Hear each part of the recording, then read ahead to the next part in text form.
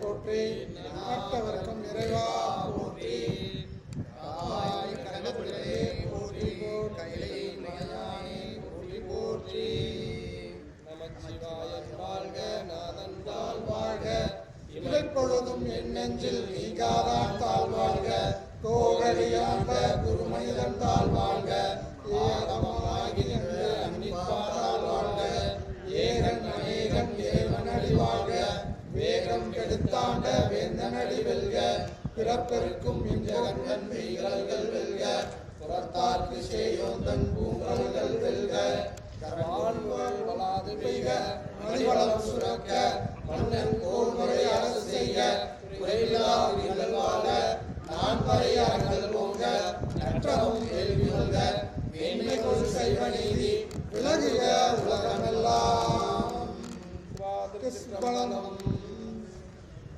அனைத்து சாதியினரும் அர்ச்சகராகலான்னு சொல்லி 2021 ஆகஸ்ட் 14 24 பணியாணை தமிழ்நாட்டின் முதலமைச்சரும் திராவிட முன்னேற்ற கழகத்தின் தளபதி மு.க. ஸ்டாலின் அவர்கள் கருவறையில் இருந்த 2000 ஆண்டுகளாக இருந்த தீண்டாமை இருள் அகற்றப்பட்டு இன்றையோட 3 நாள் தந்தை பெரியார், அண்ணா, அம்பேத்கர், முத்தமிழ் கலைஞர் அவர்களை நினைவு கூறும் விதமாகவும் இன்று ஆகஸ்ட் 14 என்பது வரலாற்றில் ஒரு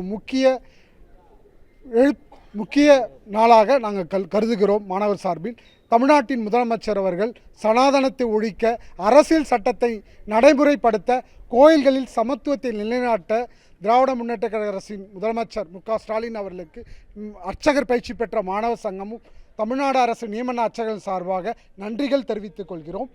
எங்களுக்கு அர்ச்சகர் பயிற்சி பெற்ற மாணவர்கள் பல இடையூறுகள் தாண்டி இன்றைக்கி கோயில்களில் கோயில், ஆகமம் அல்லாத கோயிலில் இன்றைக்கி பூஜை பண்ணிட்டு வராங்க. ஆனால் இங்கே பல எதிர்ப்புகள் தெரிவிக்கப்படுது. என்னென்னா பிஜேபி, பார்ப்பனர்கள், விஸ்வ இந்து பரிஷத், ஆர்எஸ்எஸ், அதேமாதிரி கோயில் வழிபாட்டாளர் சங்கம், வெளிமாநிலத்தில் வேலை செய்கிற ஆதீனங்கள், மடாதிபதிகள் போன்றவர்கள் உயர்நீதிமன்றத்திலும் உச்சநீதிமன்றத்திலும் நூற்றுக்கணக்கான வழக்குகள் போட்டு கோயில்களில் அனைத்து சாதியினரும் அர்ச்சராகக்கூடாது, சமத்துவத்தை நிலைநாட்டக்கூடாதுன்னு சொல்லி பல எதிர்ப்புகள் வந்தது.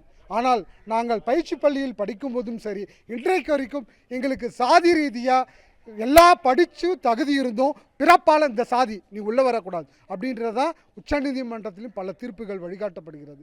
ஆனால் அர்ச்சகராகலாம், ஆனால் மரபு வழிபடுத்த அர்ச்சகராக முடியும் என்ற நிலைமை இருக்குது. இதெல்லாம் நிரந்தரமாக ஒரு தீர்வு கொண்டு வர வேண்டும் என்று தமிழ்நாடு முதலமைச்சர் அவர்களுக்கு எங்களுடைய அர்ச்சகர் பயிற்சி பெற்ற மாணவர் சங்கம் கோரிக்கை வைக்கிறோம். முதல்வதாக உயர்நீதிமன்றத்தில் ஓய்வு பெற்ற நீதிபதிகள் தலைமையில் ஒரு குழு அமைத்து அதை கண்காணிக்க வேண்டும். அதே போல் தமிழ்நாட்டில் 24 பணியாணை செய்யப்பட்ட மாணவர்களுக்கு ஏகப்பட்ட பிரச்சனைகள், கொலை மிரட்டல்கள். இன்னும் மாணவர்கள் தற்பொழுது வயலூர் கோயிலில் 2 அர்ச்சகர்கள் இருக்காங்க, நாகநாத சௌக் கோயிலில் இங்கே ஒரு அர்ச்சகர், கோயம்புத்தூர்லேருந்து ஒரு அர்ச்சகர்கள், இவர்களுக்கெல்லாம் பல பிரச்சனைகள் கொடுக்கப்பட்டன. வயலூர் கோயில் அர்ச்சகர்களுக்கு ஆக்சிடெண்ட் ஆகி மூளையில் அடிபட்டு இன்றைக்கி சீரியஸாக இருந்து இப்போ மறுபடியும் அர்ச்சகராக வந்திருக்கிறாப்புல. அதே போல் ஜெயபாலுன்ற ஒரு மாணவர் ஆக்சிடெண்ட் ஆகி கால் உடஞ்சி இன்றைக்கி வந்திருக்கிறாப்புல. இப்படிப்பட்ட மாணவர்களுக்கு இடையூறுகள் ஏற்பட்டு கொலை மிரட்டலும் நடைபெற்றிருக்கின்றன. இதற்கு ஒரு IAS ஆஃபீஸர் மூலமாக ஒரு நியமனித்து இதை கண்காணிக்க வேண்டும். அதே போல் இந்து சமய அறநிலைத்துறையும் தமிழ்நாடு அரசும் இணைந்து இந்த அர்ச்சகர் பயிற்சி பள்ளி மாணவர்களுக்கு ஒரு புதிய விதியை கொண்டு வர வேண்டும். ஏற்கனவே சென்னை உயர்நீதிமன்றத்தில் விதியை நிராகரித்துள்ளது. அதை புதிதாக ஒரு விதி கொண்டு வர வேண்டும். அதே போல் இந்து சமய அறநிலைத்துறையில் அனைத்து கோயில்களிலும் சமத்துவத்தை நிலைநாட்ட ஒரு சிறப்பு சட்டம் இயற்ற வேண்டும்.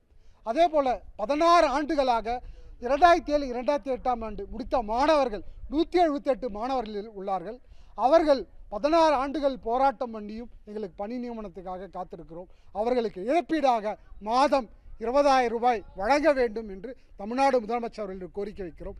2021, 23ஆம் ஆண்டு படித்த 204 மாணவர்களுக்கு மாதம் 15,000 ரூபாய் இழப்பீடு உதவித்தொகையாக வழங்க வேண்டும் என்று கேட்டுக்கொள்கிறோம். அதே போல் இன்றைக்கி அர்ச்சகர் பயிற்சி பள்ளிகள் தமிழ்நாட்டில் 6லிருந்து 8ஆக உயர்த்தியிருக்கு தமிழ்நாடு அரசு.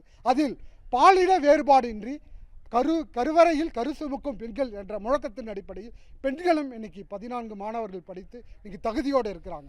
இன்னும் நிறைய பெண்களும் ஆண்களும் பாலின சமத்துவத்தோடு படிப்பதற்கு ஒரு அர்ச்சகர் பள்ளியை இன்னும் வெகு நல்ல விளம்பரங்கள், நல்ல ஒரு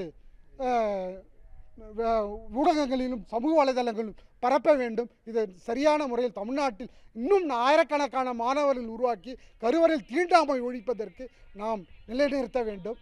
இந்த பயிற்சி முடித்த மாணவர்கள் ஆகம கோயில்கள், திருவண்ணாமலை அருணாச்சலேஸ்வர் கோயில், மதுரை மீனாட்சி அம்மன் கோயில், பார்த்தசாரதி கோயில், ஸ்ரீரங்கம் ரங்கநாதர் கோயில், இது போன்ற கோயில்களிலும் பாடல் பெற்ற ஸ்தலங்களிலும் இந்த பயிற்சி முடித்த மாணவர்கள் அனைவரையும் உடனடியாக பணியாளை வழங்க வேண்டும் என்று தமிழ்நாடு முதலமைச்சர் அவர்களுக்கு இந்த நாளில் நாங்கள் கோரிக்கை வைக்கிறோம். நிறைவேற்றுவார் என்று எதிர்பார்க்கிறோம். ஏன்னால் திராவிட முன்னேற்ற சொன்னதை செய்வோம் என்று சொல்கிறார்கள், செஞ்சிருக்கிறாங்க. ஏன்னா 10 வருஷமாக அதிமுக அரசு எந்த இதுவும் செய்யலை. அர்ச்சகர் பயிற்சி தொடங்கலை, அர்ச்சகர் அப்பாயின்மெண்ட் நடக்கலை, எந்த நடைமுறையும் நடத்தலை.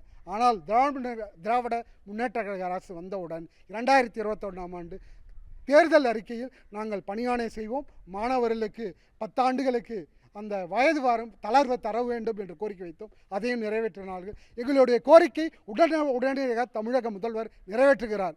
இந்த கோரிக்கை முதல்வர் நிறைவேற்றுவார் என்று எதிர்பார்க்கிறோம், நம்புகிறோம். நன்றி.